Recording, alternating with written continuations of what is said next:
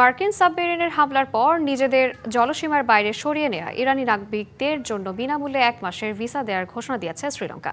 বিষয়টি নিশ্চিত করেছেন জননিরাপত্তা মন্ত্রী আনন্দা উইজেপালা। ফ্রি ভিসা পাওয়ার পরও ইরানি নাবিকদের দেশ ছাড়তে কিছুটা সময় লাগতে পারে বলেও জানান জননিরাপত্তা মন্ত্রী। শনিবার 204 নাবিককে ইরানের যুদ্ধজাহাজ IRIS বুশেহর থেকে শ্রীলঙ্কা নৌবাহিনীর একটি ঘাঁটিতে নেওয়া হয়।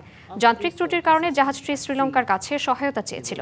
এর আগে বুধবার শ্রীলঙ্কা উপকূলের কাছে মার্কিন সাবমেরিনের টর্পেডো হামলায় ইরানের যুদ্ধজাহাজ IRIS দেনা ডুবে গেলে নিহত হন অন্তত 87 জন। জীবিত উদ্ধার করা হয়েছে 32 নাবিককে।